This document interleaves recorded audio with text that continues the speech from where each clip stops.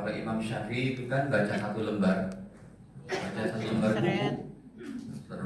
sampai bawah langsung hafal. Jadi Imam Syafi'i itu memiliki memori hafalan seperti kayak sekarang tuh kita satu kertas kita fotokopi langsung ada nih. Saking cerdasnya siapa? Imam Syafi'i. Yang beliau sudah hafal Quran usia 7 tahun. Makanya kali aja di sini ada bapak ibu yang kayak Imam Syafi'i. Mas Zuhri sudah hafal? Allahumma inni as'aluka bihaqqi sa'ilina alaik wa bihaqqi mamsyaya hada fa inni lam akhrud asyara wala batara wala riya wala sum'ah wa faradtu tiqa asaqatik wa tiqa amardatik fa as'aluka an tu'idani minan nar wa anta firli dhunubi innahu la yaghfiru dhunuba illa anta.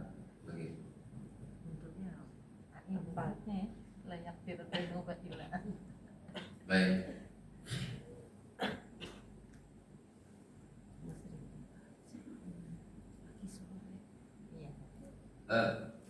Bapak Ibu sudah bisa catat ini kan? Ya. Dari mana catatannya ada? Baru nyatat Ustaz. Nomor 10 sudah ada belum syaratnya?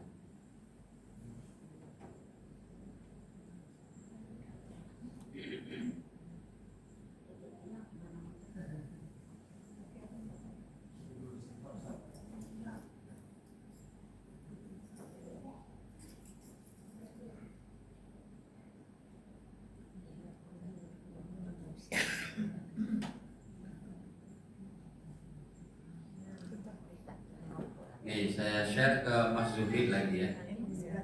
Nanti tinggal dibuka. Fathul Hadis amalan ringan berpahala.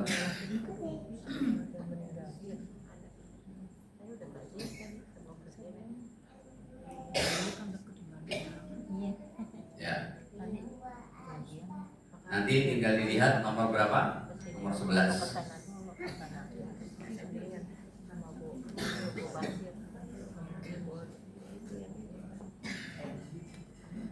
Tolong dihafal itu karena kebaikannya untuk Bapak Ibu. Kalau nggak bisa hafal, baca dari handphonenya. Pas mau ke masjid baca. Bisa dibuka nggak Mas? Bisa ya? Dan cari itu nomor 11. Baca. Allahumma inni as'aluka bihaqi sa'ilin alaik terus sampai akhir. Baik. Nomor 12. Membaca doa setelah makan. Baca doa setelah makan loh Bapak Ibu. Ya. Kalau Bapak Ibu tahajud, Bapak Ibu berangkat ke masjid, sholat 5 waktu, Bapak Ibu puasa Ramadan, berangkat haji, umroh, dosa diampuni. Kayaknya sih wajar aja, karena itu amalnya besar.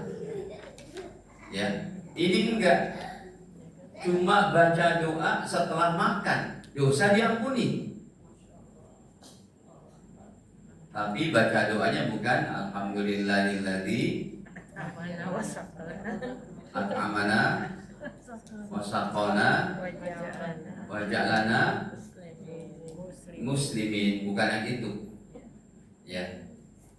Ini yang nomor 12, membaca doa setelah makan.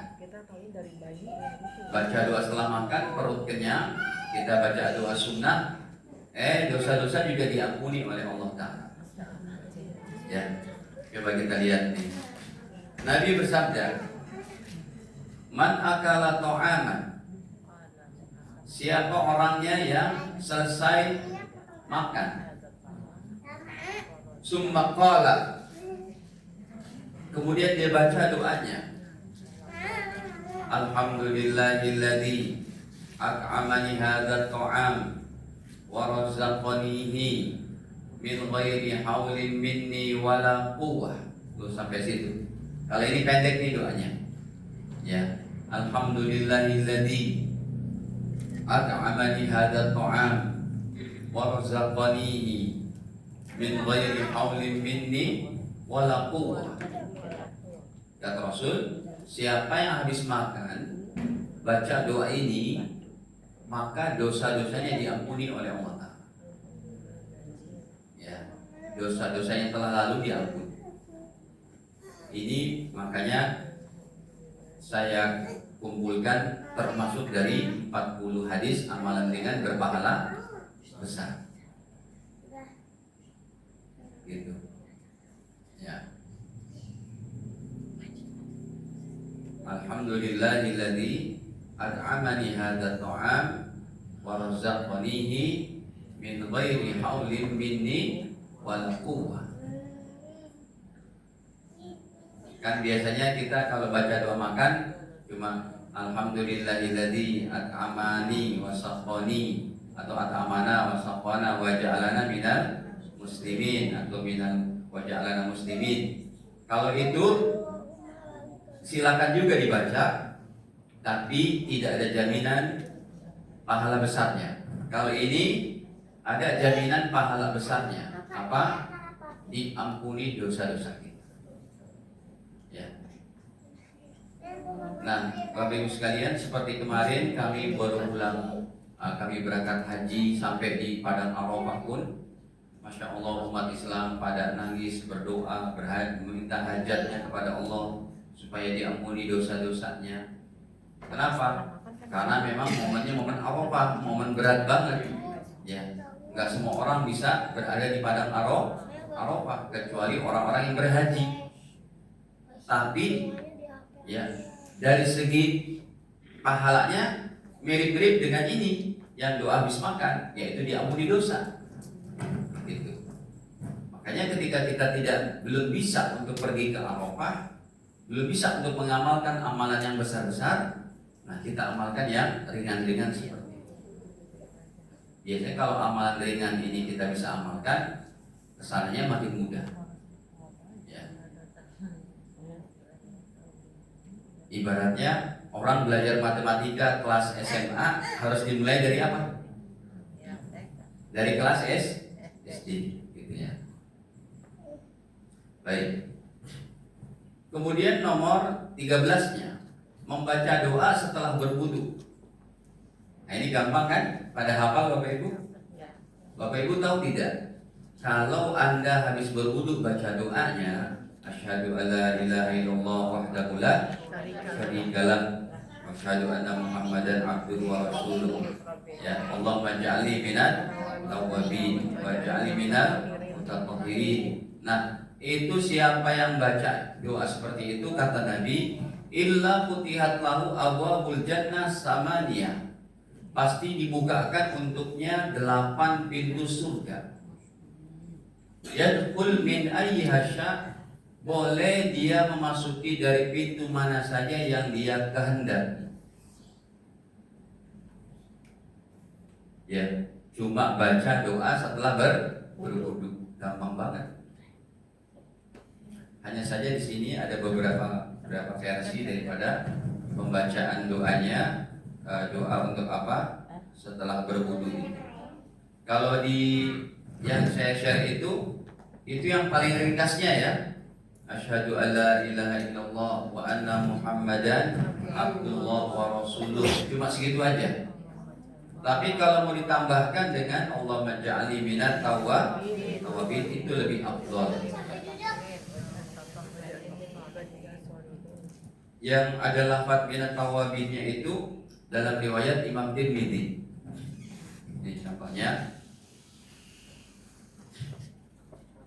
Nabi bersabda, siapa orangnya yang setelah selesai berwudu, siapa orangnya yang selesai berwudu, diperbagus wudunya, lalu baca doanya, asyhadu alla ilaha illallah wahdahu la syarikalah wa asyhadu anna Muhammadan abduhu wa rasuluh, Allahumma ja'alni minat tawwabin waj'alni minal mutatahhirin. Maka sampai sini aja nih. Kemudian Nabi katakan apa? Futihat lahu samaniyatu abwabil jannah, dibukakan baginya yaitu 8 pintu surga. Yadkhulu min ayyiha syaa, yang ia boleh masuk dari pintu surga mana. Benar-benar Bapak Ibu ini amalan umat Nabi Muhammad dikasih yang ringan-ringan tapi pahalanya besar. Jadi pintu surga itu setiap hari terbuka. Kenapa? Pintu surga tidak pernah tertutup, terbuka terus. Karena umat Islam seluruh dunia sehabis berdoa ngamalkan apa? Doa ini. Ya, kan waktu sholat berjalan tuh berputar.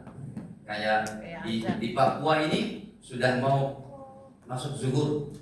Sementara di Saudi baru mau sholat subuh. Orang Papua tadi berdoa. Ya, setelah berwudu, umat Islam di Papua mereka berwudu berdoa. Pintu surga terbuka. Pas masuk waktu subuh di sini, umat Islam di Jakarta berwudu lalu berdoa. Pintu surga terbuka. Lalu di Saudi yang hari ini jam sekarang udah masuk subuh, mereka siap-siap berwudu lalu berdoa lagi. Pintu surga jadi tidak pernah tertutup karena 24 jam waktu sholat berputar seperti itu, dan umat Islam sebelum sholat melaksanakan pengambilan air wudu dan mereka baca doa, makanya pintu surga selalu terbuka. Itu. Nanti kalau orang Islam udah pada meninggal semua, baru pintu surganya tertutup. Karena tidak ada yang baca doa itu tadi.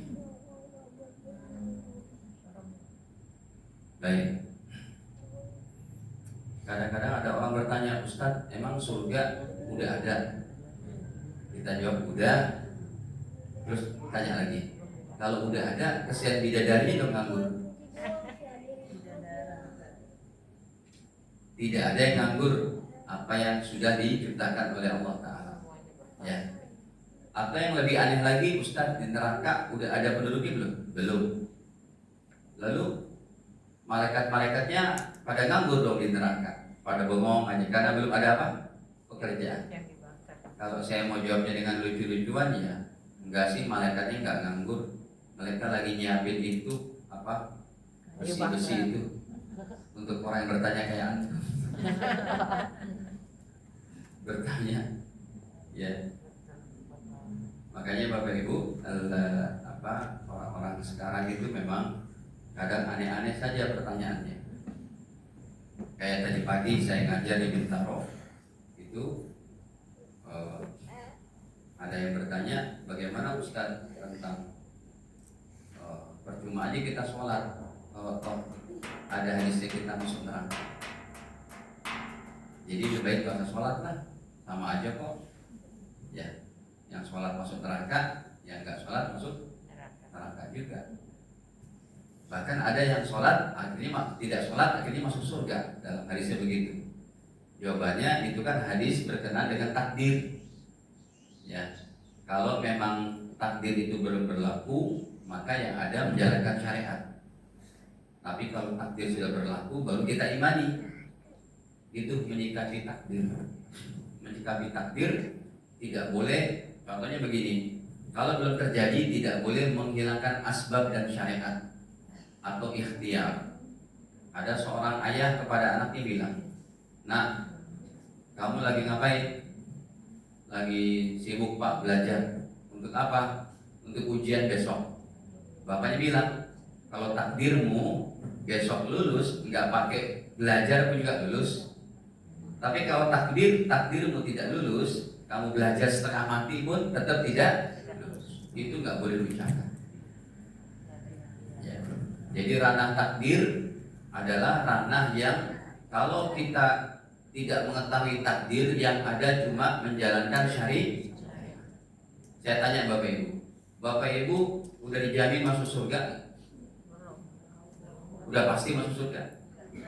Berarti belum tahu kan? Nah, ketika takdir itu kita belum tahu, yang ada cuma satu, menjalankan syariat, yaitu jalankan perintah Allah, jauhi. Tapi kalau takdir udah kita ketahui, kita imani dan serahkan kepada Allah. Contohnya apa takdir yang sudah diketahui? Istri Nabi Nuh, istri Nabi Lut masuk neraka. Itu kan takdir Allah. Nabi Nuh dan Nabi Lut tidak berdosa karena mereka sudah apa? sudah berusaha. Cuma sang istri yang tidak mau beriman. Itu maksud saya, pertanyaan jamaah itu kadang ada yang aneh-aneh, ya. Seperti yang barusan kita bahas, yaitu Ustadz, surga terbuka, udah ada orangnya belum? Belum ada, karena orangnya masih dalam kehidupan hidup.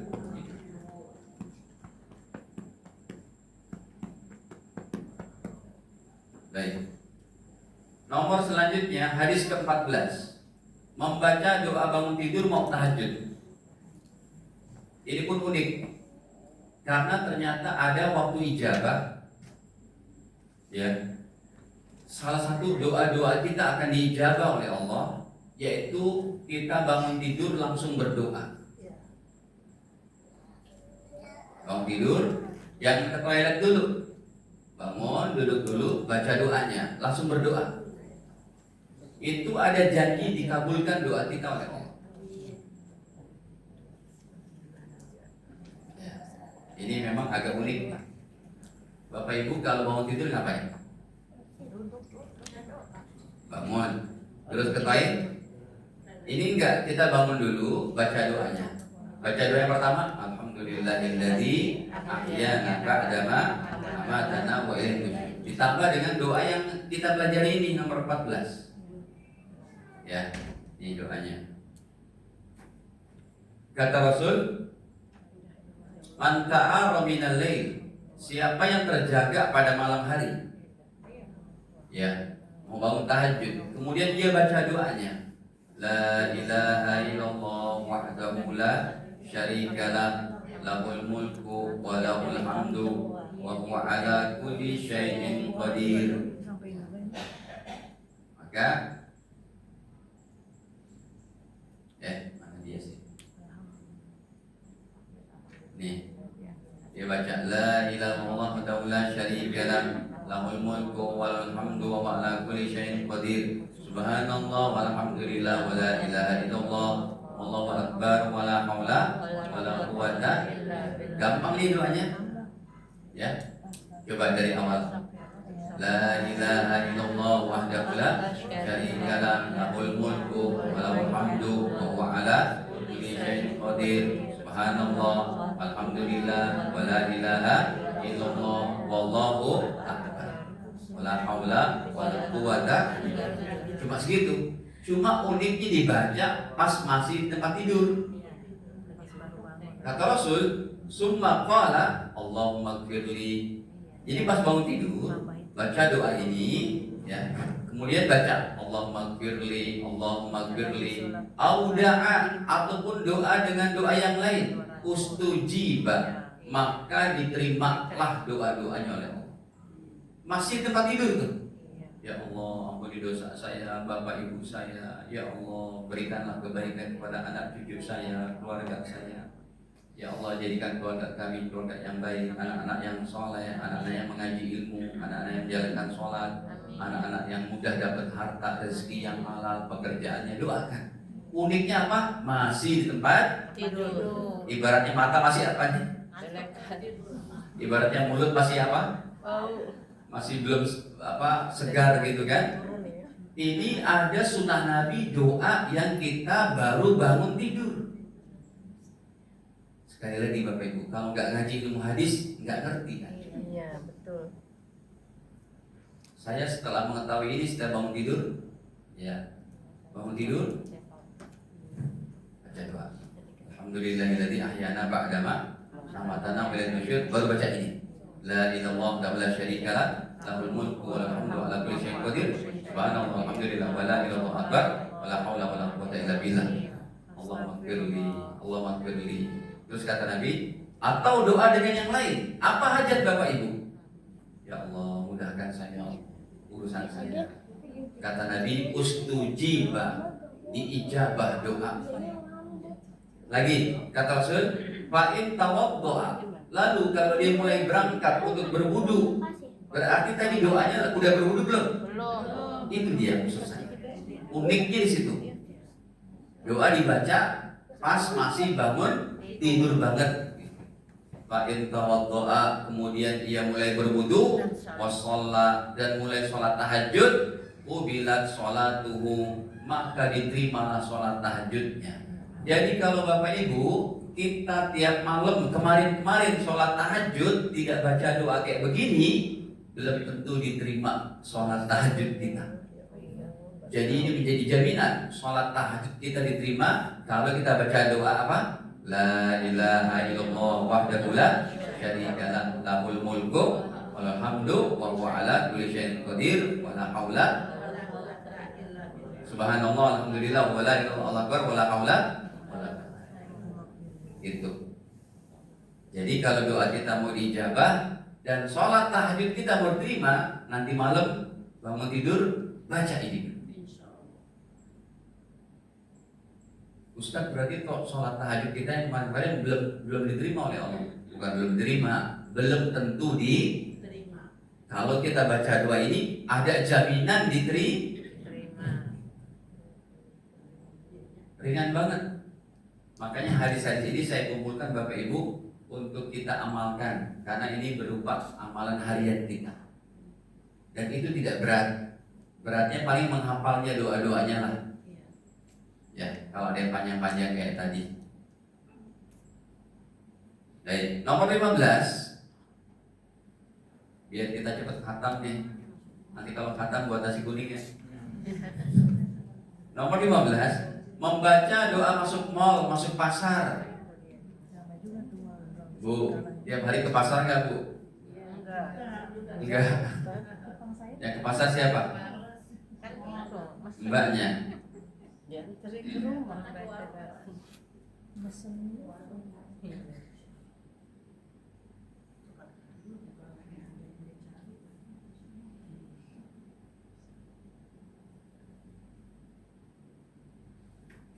Nah, doa masuk pasar ini lagi-lagi hebat banget. Kenapa? Bapak Ibu akan mendapat pahala 3 juta pahala.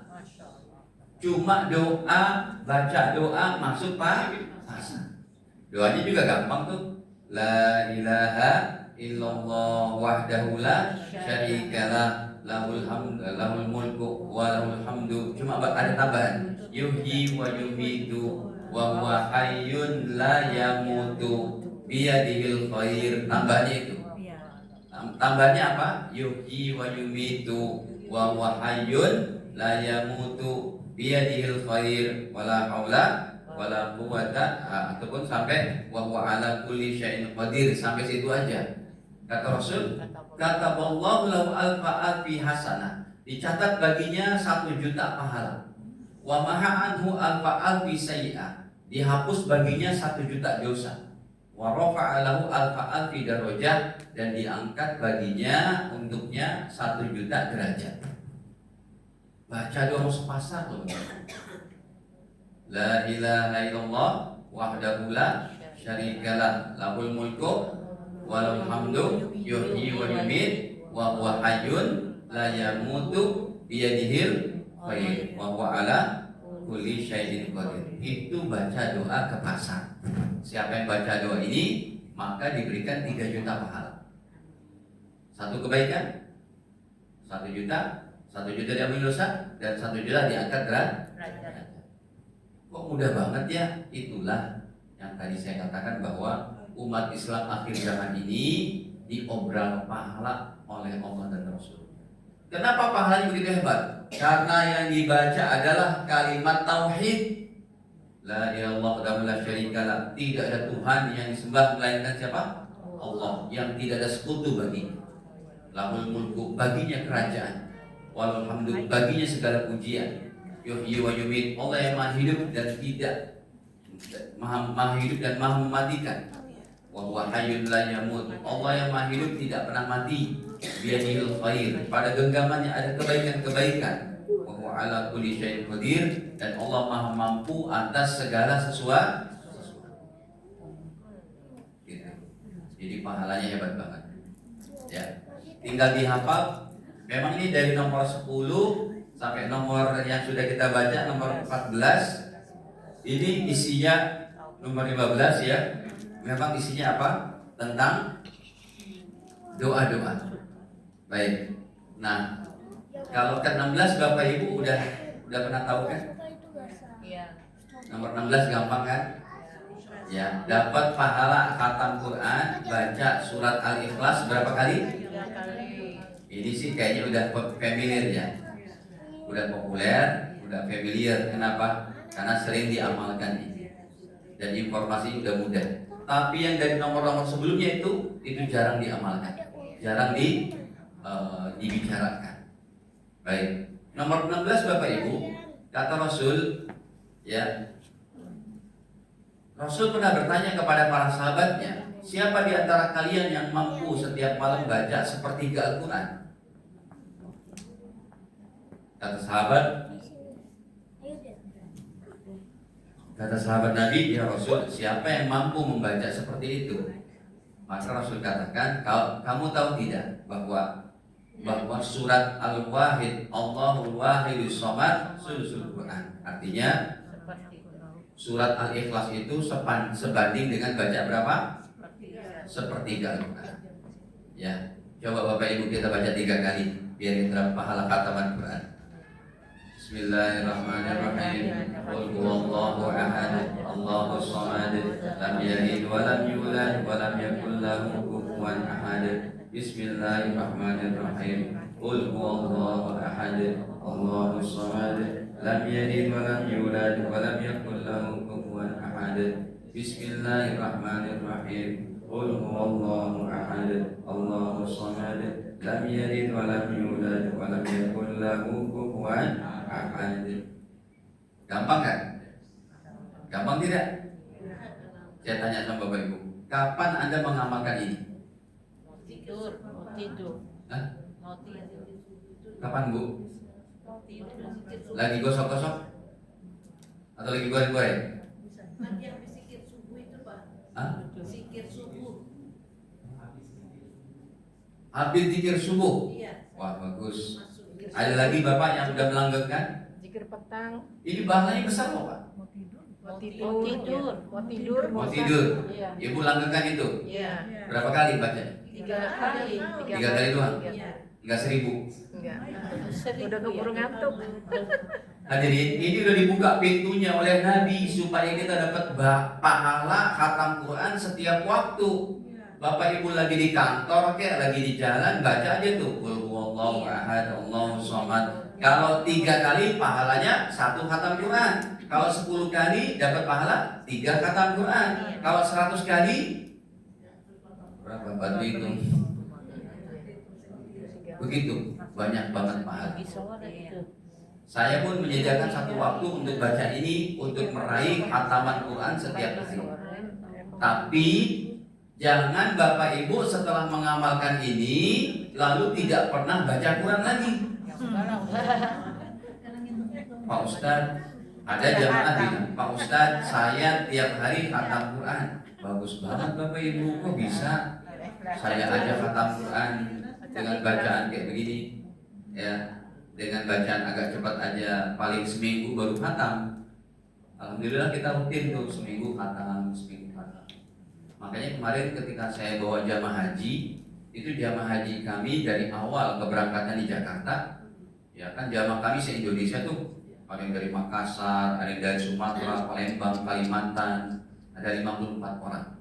Termasuk amalannya yang saya langgengkan untuk jamaah semusim haji ini selama 25 hari, ayo khatam Quran. Berlomba-lomba tuh mereka tuh khataman. Nanti pas udah dari Arafah, udah selesai di Mina, kemarin tuh hari Sabtu kami mau pulang sampai sini hari Senin karena kami transit dulu di Doha di Qatar. Hari Sabtu kita pertemuan dulu, di situ kita kasih hadiah, ada kenang-kenangan dari travel agent kami. Ya, siapa yang khatam dicatat, dikasih kenang-kenangan, dapat hadiah ini, hadiah itu. Tujuannya supaya nanti setelah haji kita juga melanggengkan khataman Quran, baca secara fisik. Maksudnya begitu. Silakan Bapak Ibu untuk mengamalkan ini. Kapan waktunya? Tadi Ibu ada yang bilang habis sholat subuh, ya, sebelum tidur. Bagus, silakan. Tapi ingat, bacaan Quran secara fisiknya juga jangan dilupakan. Ya, kayak jamaah bilang, Ustadz saya tiap hari khatam Quran.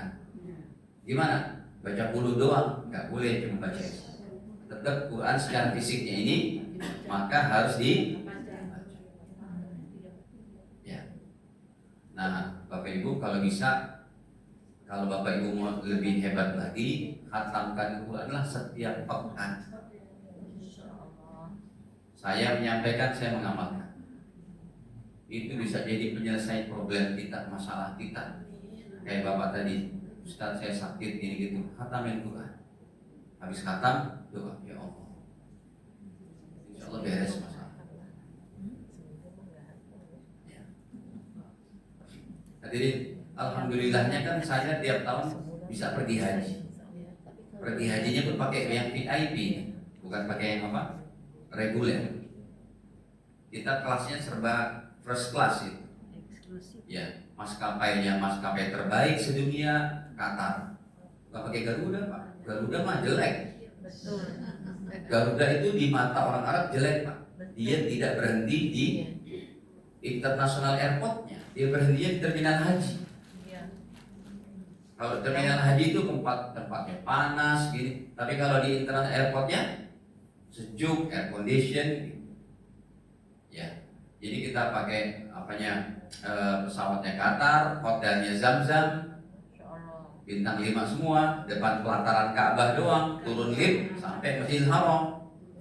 Kalau yang reguler bagaimana? Hotelnya Azizia 7 km, Misfalah 2 km, atau di Jarwal 1 km. 1 km itu pun sampai pelatarannya, masuk ke Ka'bahnya masih 1 km lagi tuh. Capek lah fisiknya begini begitu, nanti tidak maksimal apanya ibadahnya. Nah, Bapak Ibu sekalian, di antaranya yang kami amalkan, kenapa Allah mudahkan kita bisa berangkat haji tiap tahun. Ya, bahkan kemarin pulang haji pun saya lihat di ATM saya, kok nambahnya banyak, karena udah ditransfer dari travelnya. Ya, angkanya hampir 3 digit. Masya Allah.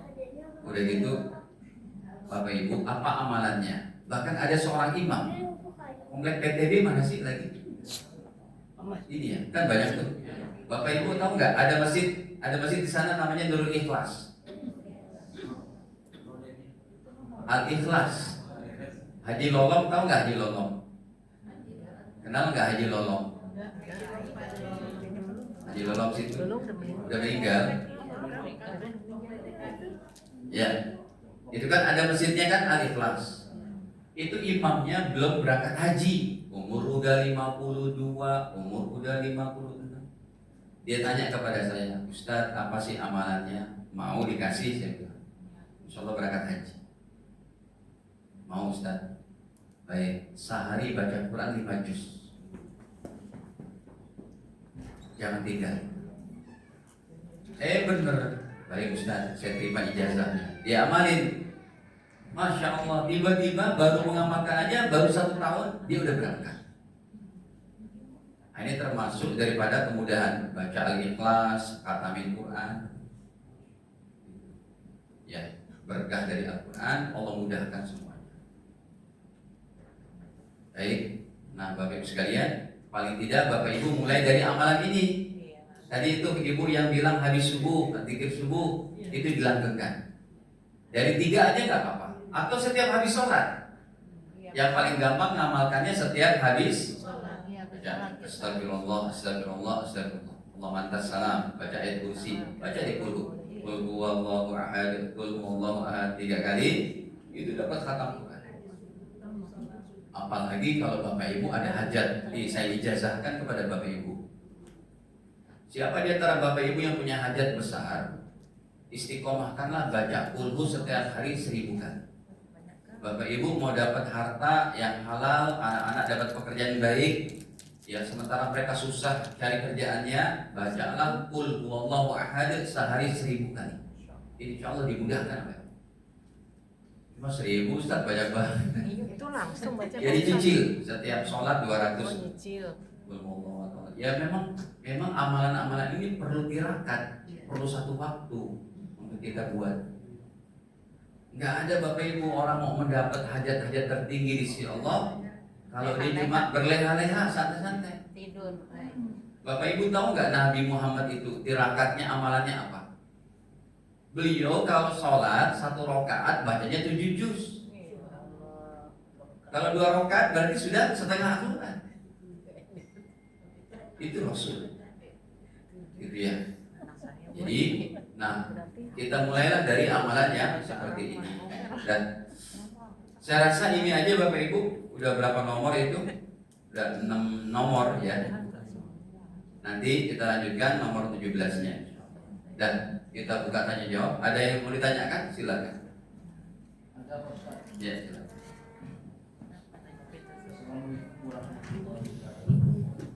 Waalaikumsalam. Terima kasih Pak Ustadz. Ya, Pak. Ini mungkin kalau ada penyimpangan dalam hal pertanyaan ini, mohon maaf. Jadi pertama sekali adalah apakah ada kaitan amalan-amalan dari yang Ustadz sampaikan dengan adat istiadat di suatu daerah. Nah, contohnya saya pernah dulu mungkin anggota di kantor itu dia memasukkan semua sekolah D3 gitu kan. Kemudian dia kan berdoa dengan amal-amal tadi, juga mengikuti seperti kalau di Jawa tuh ada puasa putih itu Pak.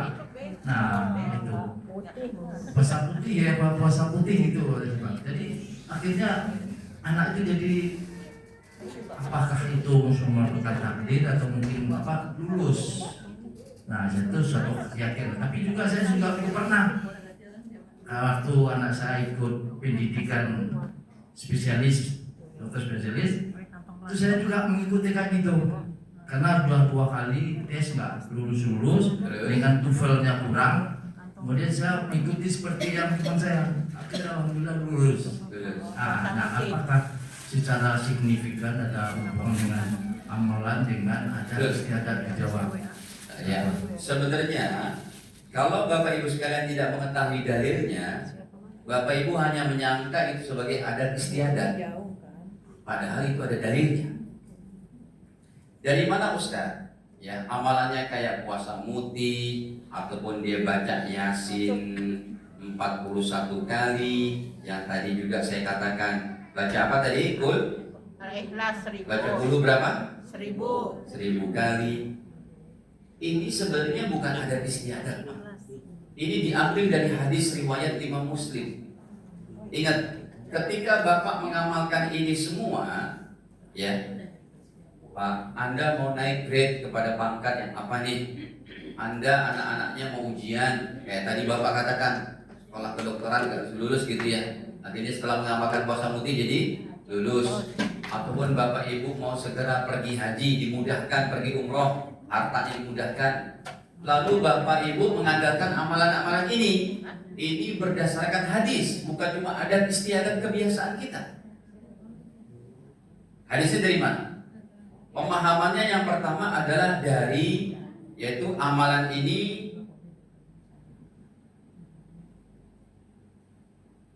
dijadikan tawassul. Kok ya wasul? Tawassul dengan amal soleh. Tawassul dengan amal soleh artinya apa? Baca dulu kulhu 1000 kali, puasa mutih dulu, ya. Kemudian baca Quran dulu berapa kali sampai khatam, udah selesai baru doa. Ya Allah, saya bertawassul dengan amal soleh ini supaya Engkau mudahkan hajat-hajatku. Itu hadisnya, dalilnya Pak, Sahih Muslim.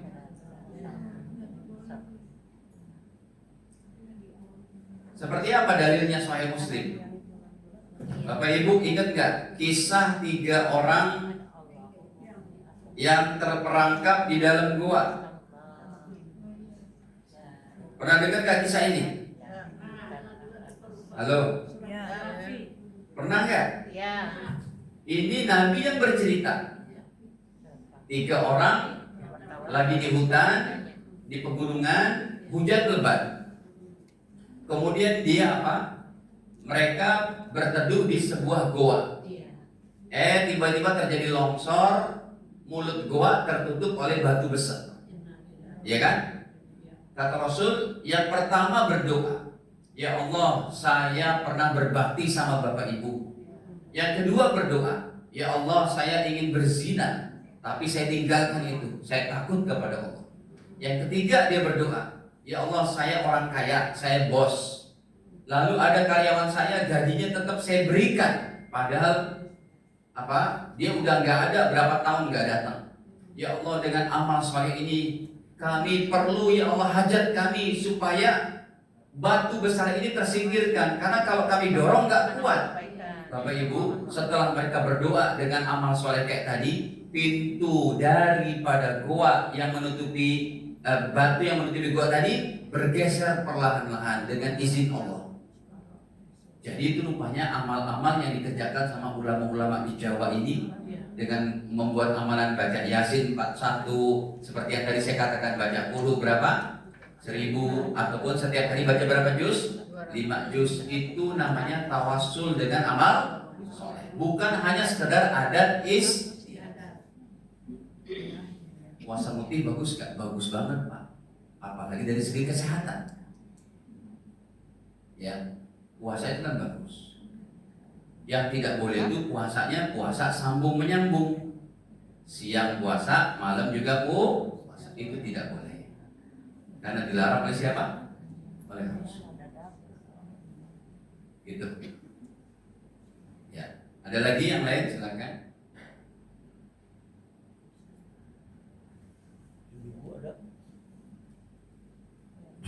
Ibu-ibu ada yang ingin bertanya?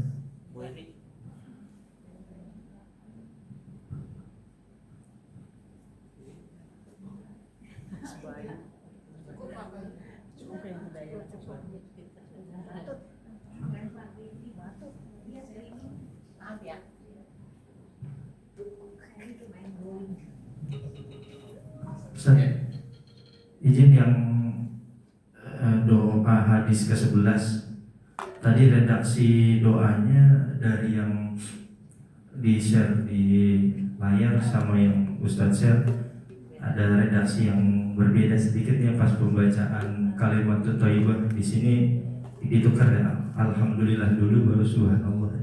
Sama aja. Sama aja. Boleh kebalik-balik.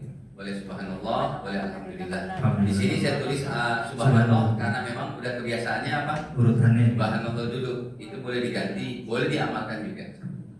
Boleh subhanallah, alhamdulillah, wala ilallah. Boleh juga alhamdulillah, subhanallah. Tapi kan biasanya yang lazimnya apa? Subhanallah walhamdulillah. Boleh diganti, boleh diamalkan kayak begitu karena redaksi hadisnya ada beberapa. Cuma kok bisa nggak klop ya? Ini diambil dari sini. Untuk berubah tadi.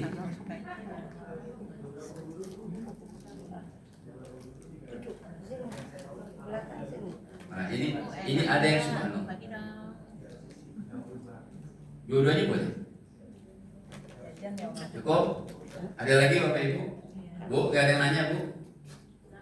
Ngomong saya masih ada. Jadi untuk bulan depan insya Allah diinfokan saja taklim kita mulainya jam 8. Insya Allah. Insya Allah. Supaya pada datang. Atau mau jam 9 aja kayak dulu.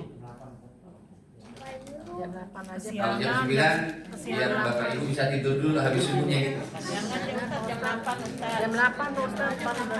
Jam 8. Jam 8 aja ya. Ya, insya Allah Ustaz. Ya, insya Allah. Demikian dapat kami sampaikan dan saya mohon doa dari Bapak Ibu juga mohon diaminkan. Kebetulan saya baru pulang haji. Ya, Kali aja saya doa, Bapak Ibu juga aminkan doa kita dijabah. Kita untuk hajat kita, untuk kesehatan kita. Karena emang saya hadir ke sini karena emang gak mau absen dari pengajian di masjid ini gitu. Sekalipun badan saya masih capek banget. Bismillahirrahmanirrahim. Alhamdulillahirabbil alamin. Allahumma shalli ala sayyidina Muhammad wa ala ali sayyidina Muhammad. Allahumma ighfir lana wa li walidina warhamhuma kama rabbayana shaghira. Li jami'i asatidina wa ulama'ina wa masyayikhina, li jami'il muslimin wal muslimat al ahya'i minhum wal amwat. Ya Allah, jadikanlah ya Allah dosa-dosa kami Kau ampuni ya Allah, besar kecilnya, siang malamnya, sengaja atau tidaknya. Demikian juga kesalahan ibu bapak kami, baik mereka masih hidup ataupun sudah meninggal dunia. Ya Allah, jadikanlah anak-anak kami, keluarga kami menjadi keluarga sakinah, mawaddah warahmah. Anak cucu kami menjadi anak cucu yang soleh solehah, anak cucu yang mengerti ilmu agama, yang menjalankan ibadah, yang berhasil ya Allah pekerjaannya, kuliahnya, pesantrennya, menghafal Qur'annya ya Rahman Rahimin. Ya Allah, jadikanlah haji kami, ya Allah, majal hajjana hajjan mabrura, wa sa'yana sa'yan mashkura, wa dhanbana dhanban maghfura, wa tijaratana tijaratan lan tabura. Rabbana atina fid dunya hasanah wa fil akhirati hasanah wa qina adzabannar. Walhamdulillahirabbil alamin. Kurang dimaafkan. Kita akhiri dengan kafaratul majlis. Subhanallah bihamdika, asyhadu an la ilaha illa anta. Wassalamualaikum warahmatullahi wabarakatuh.